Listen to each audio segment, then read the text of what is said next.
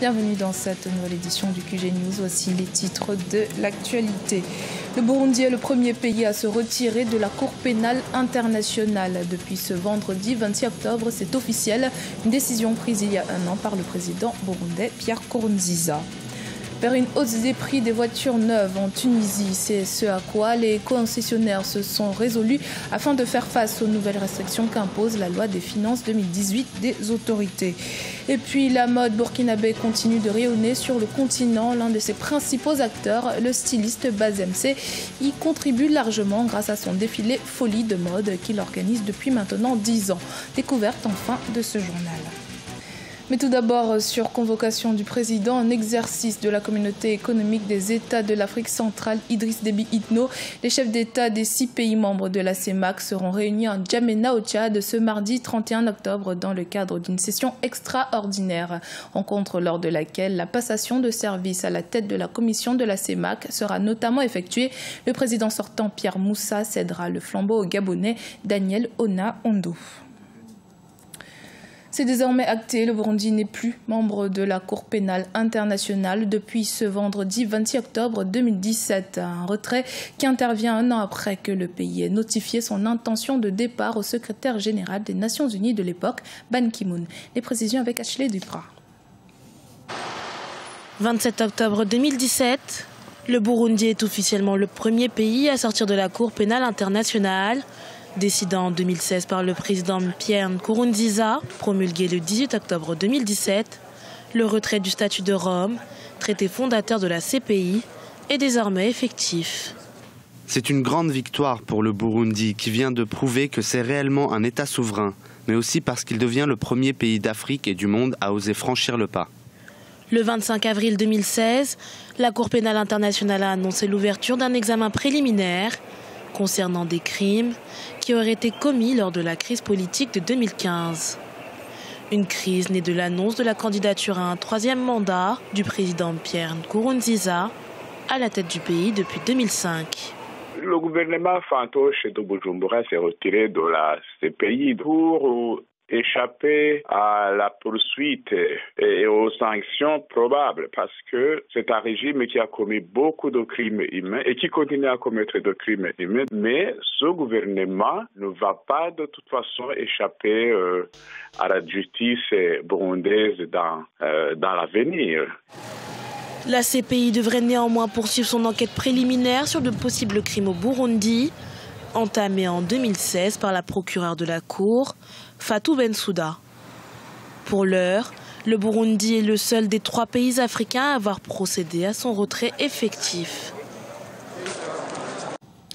Dans l'actualité également au Togo, à l'issue du premier congrès statutaire du parti au pouvoir Union pour la République, le président Faure Gnassingbé a été reconduit à la tête d'un bureau fortement remanié. Des changements qui sont donc en concordance avec la volonté du parti lors de ce premier congrès d'imprimer une marque innovante à l'approche de la gouvernance du Togo. En Guinée, l'organisation des élections locales crée le débat depuis près de 10 ans. La Commission électorale nationale a annoncé qu'elle pourrait avoir lieu le 4 février 2018. Mais le problème du financement du scrutin n'a toujours pas été résolu. Reportage notre correspondant Emmanuel Minmono. Pour l'organisation des élections communales et communautaires en Guinée, la Commission électorale nationale indépendante a exprimé un besoin de 335 milliards de francs guinéens. Annoncé pour le 4 février 2018, les acteurs politiques sont déjà engagés dans ce processus qui traîne depuis plus de 10 ans. Le budget reste cependant à mobiliser, surtout qu'il ne figurait pas dans la loi de finances rectificative 2017. Je ne parle même pas de fonds effectivement décaissés. Un engagement du gouvernement, la CENI dispose d'un tiers du budget électoral. Autant dire qu'il lui sera impossible, même si toutes les autres conditions étaient réunies, d'organiser les élections, puisqu'elle ne dispose pas des ressources financières et des moyens techniques nécessaires pour organiser ces élections. L'évaluation du budget des élections se fait de manière contradictoire et normalement, jusqu'à présent, chaque élection a été financée à la satisfaction de la CENI, après que les différentes parties se soient mis d'accord. Il n'y a pas de raison pour que ce soit différent cette fois-ci. Les élections locales devraient avoir lieu depuis décembre 2010, mais la question du budget nécessaire à leur organisation se pose avec acuité. Le gouvernement a en effet prévu ce jour 115 milliards de francs guinéens, contre un besoin de 335 milliards exprimé par la CENI. Selon l'institution en charge de ces élections, la question est en voie d'être réglée. Entre la publication du budget prévisionnel de la CENI qui est de 350 milliards et le matelas qui a été donné par l'Assemblée nationale, il y a eu un gap de 200 et quelques milliards qu'il fallait retrouver. Mais dans nos discussions avec le gouvernement et avec l'État guinéen, il est apparu que quelque part, il avait été prévu que si le budget des élections locales dépassait le matelas accordé par l'Assemblée nationale, cela serait compensé d'une autre façon. Non, les mécanismes sont définis dans la loi des finances. Ces consultations électorales permettront à la fois d'élire les maires des différentes communes urbaines et rurales du pays. Mais les chefs de quartier et chefs de district seront désignés selon le score obtenu par chaque parti politique. Cette nouvelle disposition prévue par le nouveau code électoral est le fruit des accords politiques du 12 octobre 2016 et vise à réduire à la fois la complexité et le coût de ces élections locales.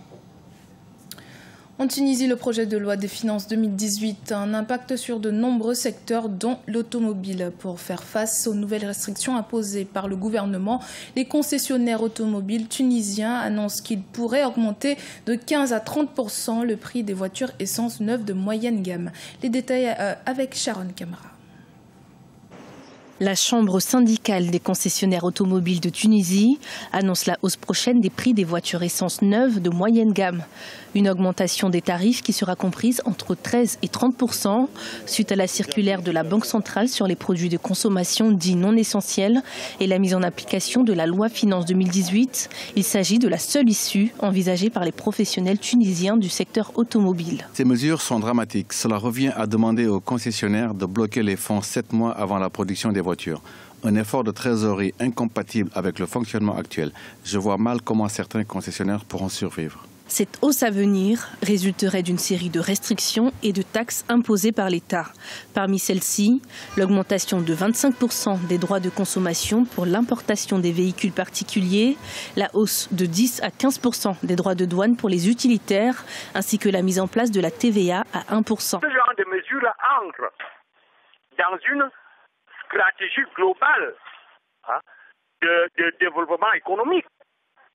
Si la Tunisie a des possibilités de développer une industrie automobile, ou alors si elle a besoin d'attirer les investissements dans le secteur, il est parfaitement naturel qu'il prenne ce genre de mesures qui vont en quelque sorte rendre le marché intérieur plus attractif, n'est-ce pas, et attirer éventuellement des investissements. Le projet de loi Finances 2018, adopté en Conseil des ministres et publié sur le site du ministère des Finances le 16 octobre 2017, a pour objectif de réduire le déficit budgétaire national en favorisant les investissements et en maîtrisant les importations.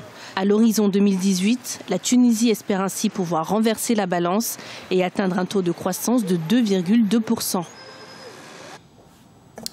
Burkina Faso, le styliste Bazem C œuvre pour la valorisation du textile africain. Cela fait maintenant 10 ans que son défilé Folie de mode a été mis en place. Objectif, imposer la mode burkinabé au-delà des frontières nationales. Reportage de notre correspondant Jean-Paul Ouidraogo.